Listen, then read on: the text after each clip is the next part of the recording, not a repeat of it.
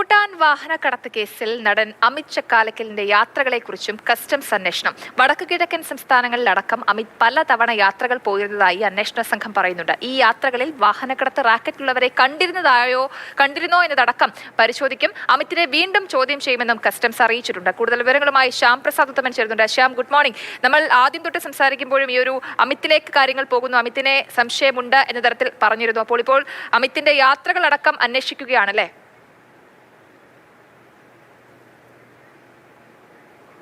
തീർച്ചയായിട്ടും. അതായത് ഈ ഭൂട്ടാൻ വാഹന കള്ളക്കടത്തുമായി ബന്ധപ്പെട്ടുകൊണ്ട് കേരളത്തിലേക്ക് താരങ്ങൾക്ക് വാഹനം എത്തിച്ചതിൽ അമിത്തിന് പങ്കുണ്ട് എന്ന് തന്നെയാണ് കസ്റ്റംസ് വിശ്വസിക്കുന്നത്.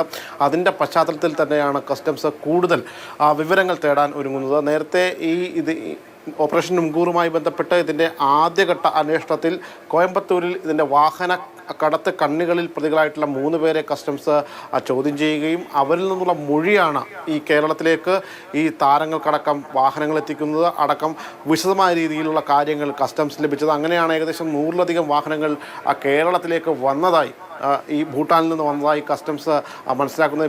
ഇപ്പോൾ തന്നെ ഏകദേശം 38ഓളം വാഹനങ്ങൾ മാത്രമാണ് കസ്റ്റംസിനെ ഇത് സംബന്ധിച്ച് പരിശോധിക്കാനും പിടിച്ചെടുക്കാനും സാധിച്ചിട്ടുള്ളൂ. അതിൽ ഒന്ന് അമിത്തിൻ്റേതാണ്. അത് കൂടാതെ ഇവിടുത്തെ തന്നെ ദുൽഖറിൻ്റെ വാഹനം, അതോടൊപ്പം തന്നെ പൃഥ്വിരാജിൻ്റെ വാഹനം പരിശോധിക്കുന്ന സാഹചര്യം ഉണ്ടായി. അങ്ങനെ പലരുടെയും വാഹനങ്ങളുടെ പരിശോധനയിലേക്ക് എത്തിയത് പോലും ഇത്തരത്തിൽ ഈ കേരളത്തിലേക്ക് ഈ നടന്മാർക്കും മറ്റുമൊക്കെ അമിത്താണ് ഈ വാഹന ഇടനില നിന്ന് ഇങ്ങോട്ടേക്ക് എത്തിക്കാൻ സഹായിച്ചതെന്നാണ്. അമിത്തിന് സുഹൃത്തിൻ്റെതായ ഒരു ഗ്യാരേജ് ഉണ്ട്. ആ ഗ്യാരേജിൽ അമിത് മുഖേന നിരവധിയായിട്ടുള്ള ഇത്തരത്തിലുള്ള ലാൻഡ് ക്രൂസർ അടക്കമുള്ള വിവിധങ്ങളായിട്ടുള്ള വാഹനങ്ങൾ വരികയുണ്ടായി. ആ വാഹനങ്ങളടക്കം പരിശോധിച്ചു. അതിൻ്റെ എല്ലാം ആദ്യ ഓണർ ആര് എന്നത് സംബന്ധിച്ച് നമ്മൾ കഴിഞ്ഞ ദിവസങ്ങളിലൊക്കെ തന്നെ ഈ അമിത് സംസാരിക്കുമ്പോൾ അമിത് പറഞ്ഞിരുന്നത് പല ആളുകളും എന്നെ വിളിക്കാറുണ്ട്, എന്നെ കൺസൾട്ട് ചെയ്യാറുണ്ട്, ഈ വാഹനം നല്ലതാണോ എന്നൊക്കെ ചോദിക്കാൻ വേണ്ടി വിളിക്കാറുണ്ട്, താൻ കാര്യങ്ങളൊക്കെ പറഞ്ഞു കൊടുക്കാറുണ്ട് എന്ന തരത്തിലൊക്കെയാണ്. അപ്പോൾ ഈ അമിത്തിന്റെ ഇതൊക്കെ പറഞ്ഞു കൊടുക്കാൻ അല്ലെങ്കിൽ ഇങ്ങനെ ഒരു ആധികാരികത എന്താണ്, ഈ വാഹനങ്ങൾ എത്തിച്ചു കൊടുക്കുന്നതിൽ അദ്ദേഹത്തിന് കാര്യമായ റോൾ ഉണ്ട് എന്നൊക്കെ സാധൂകരിക്കുന്ന തരത്തിലാണ് ഇപ്പോൾ കാര്യങ്ങൾ വരുന്നത് അല്ലേ?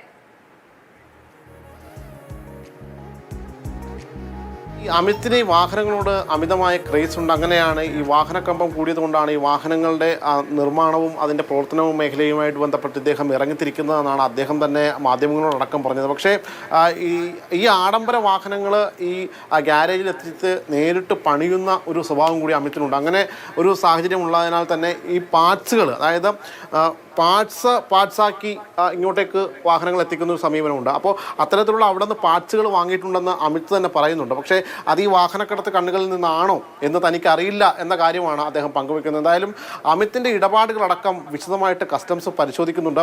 അത്തരത്തിൽ ഏതെങ്കിലും തരത്തിൽ ഈ വാഹന കണ്ണികളുമായിട്ട് സാമ്പത്തിക ഇടപാടുകളോ മറ്റേതെങ്കിലും വാഹനം ഇങ്ങോട്ടേക്ക് എത്തിക്കുന്നതിൽ ഏതെങ്കിലും പണം വാങ്ങിക്കുകയോ മറ്റോ ചെയ്തിട്ടുണ്ടോ, അതായത് ഈ അക്കൗണ്ട് വഴിയാണോ നേരിട്ടാണോ എന്നത് സംബന്ധിച്ചൊന്നും കൃത്യതയില്ല. അപ്പോൾ അക്കാര്യങ്ങളടക്കം വിശദമായി പരിശോധിക്കേണ്ടതുണ്ട്. അതിന് അമിത്തിനെ ചോദ്യം ചെയ്യേണ്ടി വരും. അതിന് ബന്ധപ്പെട്ട രേഖകളും മറ്റുമൊക്കെ കസ്റ്റംസ് ഇപ്പോൾ ശേഖരിച്ചു വരികയാണ്. അതിനുശേഷം വൈകാതെ അമിത്തിനെ കൂടി ഇതുമായി ബന്ധപ്പെട്ട് കൂടുതൽ കാര്യങ്ങൾ അറിയുന്നതിന് വേണ്ടി അദ്ദേഹത്തെ ചോദ്യം ചെയ്യും എന്നാണ് മനസ്സിലാക്കാൻ കഴിയുന്നത്. കഴിഞ്ഞ ദിവസം കുണ്ടന്നൂരിൽ നിന്ന് ഒരു ഫസ്റ്റ് ഓണർ വാഹനം പിടിച്ചിരുന്നു.